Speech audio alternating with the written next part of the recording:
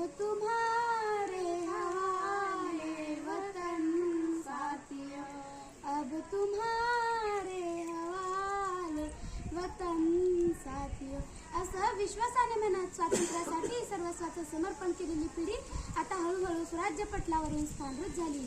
आणि नव्या पिढीचा नवा जोश कसा असेल याकरिता स्वातंत्र्यानंतर 26 जानेवारी 1950 रोजी राज्यघटना अंमलात आली. सर्वांना माझे नमस्कार. मी कुमारी अंबिका मेंढोळे, जिल्हा परिषद प्राथमिक कन्या शाळा या शाळेत इयत्ता 7वी या वर्गात शिकते. मित्रांनो 26 जानेवारी 1950 रोजी राज्यघटना अंमलात आली. कारण स्वराज्यानंतर सुराज्याची स्वप्ने भारतीय जनता पाहू लागली. पंडित जवाहरलाल नेहरू, सरदार वल्लभभाई पटेल, लाला लजपत राय यांच्या नेतृत्वाखाली भारत सुखाने नांदेल असे दिसू लागले.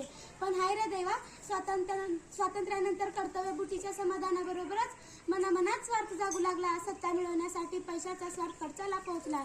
अहो, प्रेतावरच्या टाळूवरच्या लोणी खाण्यातच लोक धन्यता मानू लागले. गोरगरिबांना देऊन गेलेली 1.5 भाकरी त्यांच्यापर्यंत पोहोचेना. आणि अशातच भ्रष्टाचार नावाचा एक नवीन शिष्टाचार अशा सर्व समज झाला.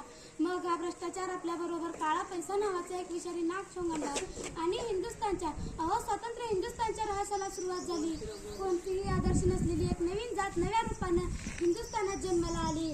स्वार्थ त्यांचा धर्म आहे, भ्रष्टाचारी त्यांची संस्कृती आहे, काळा पैसा हाच त्यांचा परमेश्वर आहे, सत्ता मिळवणे हेच त्यांचे ध्येय आहे. बालमित्रांनो, स्वतंत्र भारताला लागलेली हीच खरी कीड आहे. आणि निवडणूक हा त्यातला सोपा मार्ग ठरला आहे. सरकारी कचेऱ्या, न्यायालय, शिक्षण संस्था, विवाह संस्था, सामाजिक संस्था आणि वैद्यकीय क्षेत्र अशा सर्व क्षेत्रात स्वार्थ आणि भ्रष्टाचार हात घालून वावरत आहे. सुद्धा शिकाऊ या देशांत प्रतिष्ठा न्यायाला लागली. डॉक्टर बाबासाहेबांनी दिलेल्या या घटनेत अहिंसा हा या देशाचा पाया होता. धर्मनिरपेक्षता हा ज्याचा दावा होता, तिथेच धर्माच्या नावाखाली कीर्तीचा कल्लोळ उठू लागला. त्यागाच्या आणि देशप्रेमाच्या फावडीनं जिथं पूर्वजांनी आपले रक्त सांडले, तीच माती धर्माच्या नावाखाली कोणालाही रक्तपातात होऊ लागली. महागाईचा उद्रेक, वाढती भिकारी आणि काही भ्रष्टाचारी राज्य करते आणि यामुळे सामान्य जनता त्रास होऊन गेली.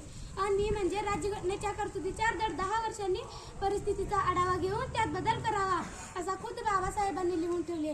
कारण आपली राज्यघटना लवचिक आहे ता तर नाही, परंतु मित्रांनो, इंग्रजांनी केलेले अत्याचार आणि हत्याकांड परवडले, कारण ते परकीय होते. पण इथं आमच्याच देशात आमचे स्वकीय देशवासी दिवसा आठवडे हत्याकांड करू लागले. कुणी कुणाला आणि कसा जाती विचारायचा. ज्या महापुरुषांनी स्वातंत्र्य मिळवून दिले, कित्येक महापुरुष फासावर गेले, त्यांच्या जयंती आम्ही साजरा करतो. पण खरं तर लाज वाटली पाहिजे आम्हाला. ती लाज सुद्धा आम्ही कळून टाळलो. स्वातंत्र्य देशात जन्माला येण्याचे भाग्य जरी आम्हाला लाभलेत ना, तरी ते निष्कलंक ठेवण्याची अक्कल मात्र आम्हाला नाही. एवढे बोलून मी माझे 2 शब्द संपत्ती जय हिंद.